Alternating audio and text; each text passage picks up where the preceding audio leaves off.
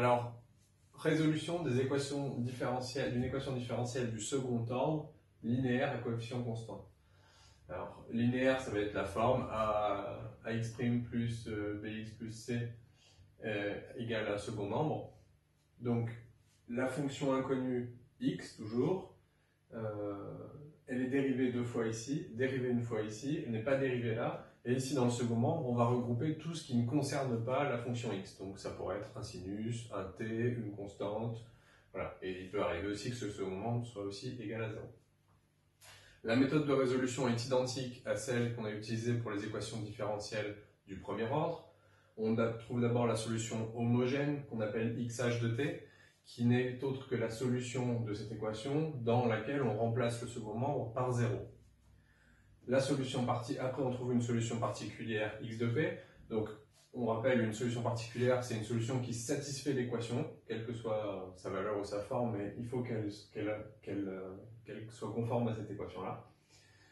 Troisième étape, la solution générale, c'est la somme de la solution homogène et de la solution particulière, donc il faut juste faire l'addition des deux étapes précédentes. Et enfin, vous verrez qu'on va utiliser les conditions initiales pour trouver non plus une inconnue, mais deux inconnues qu'on appelle respectivement K1 et K2, qui sont qui se trouvent dans la solution homogène au départ. Pour trouver la solution homogène, donc pour la première étape, on va résoudre cette équation-là, donc c'est ce qu'on a dit, là c'est l'équation différentielle où on a remplacé le second membre ici par 0. En fait, xh, il va avoir trois formes différentes suivant les valeurs de ABC. Alors pourquoi? Parce qu'on a besoin de connaître en fait les racines d'une équation qui s'appelle l'équation caractéristique, qui est caractéristique de cette équation différentielle-là. D'accord? Vous avez cette équation différentielle ax seconde plus bx prime plus cx égale 0. Et bien on va résoudre trouver les racines de ce polynôme-là, c'est-à-dire résoudre ar carré plus br plus c égale 0, et ça c'est quelque chose normalement que vous connaissez. Vous savez que pour résoudre ça, il faut calculer d'abord le delta, b carré moins 4ac, et donc on a après 3 cas suivant le signe de delta, positif, négatif ou nul. Si le delta est positif, on a les deux racines R1 et R2 qui sont égales à moins b plus ou moins racine de delta sur 2a.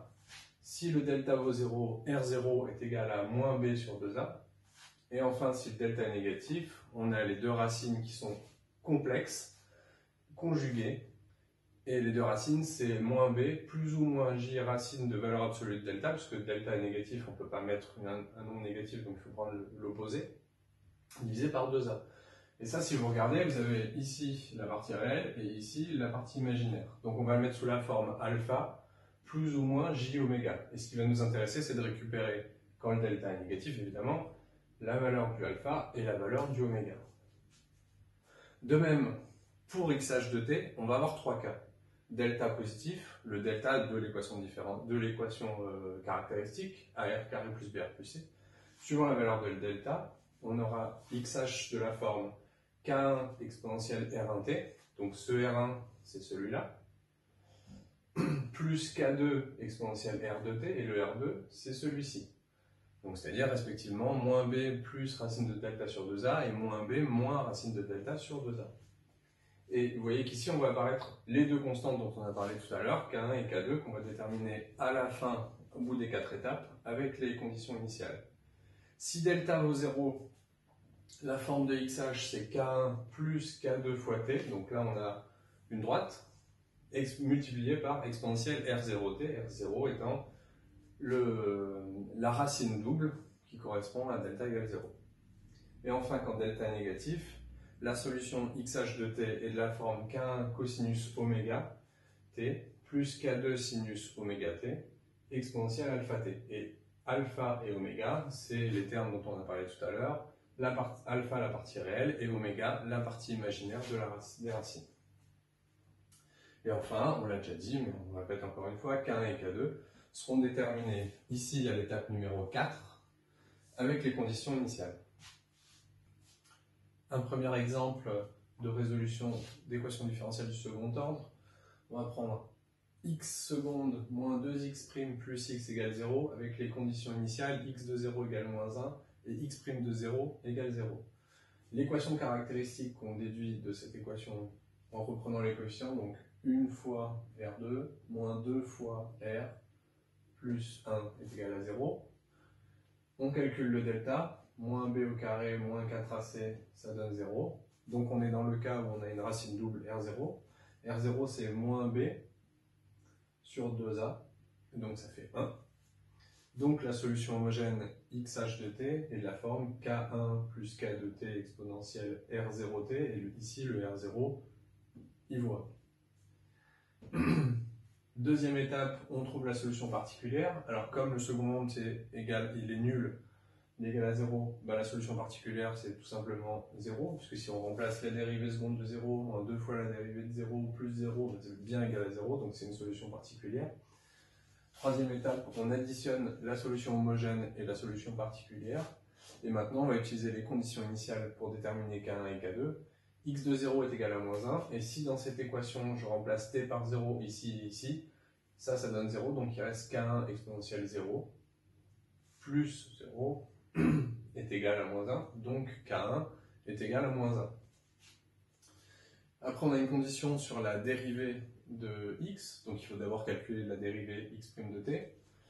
Ça c'est uv, donc ça sera u'v, la dérivée de k1 plus k2t c'est k2, multiplié par exponentielle, plus v u', plus uv', et donc u c'est ça, k1 plus k2t, fois la dérivée d'exponentielle t qui est égale à exponentielle t. Si je remplace, mon condition initiale me dit que x' de 0 c'est égal à 0. Je remplace t par 0 ici, ici et ici, et j'obtiens k2 plus k1 exponentielle 0, c'est-à-dire 0 est égal à k1 plus k2, donc k2 est égal à moins k1, et donc du coup égal à 1. Et au final, je remplace donc dans ma solution ici k1 par moins 1 et k2 par 1, j'ai la solution finale.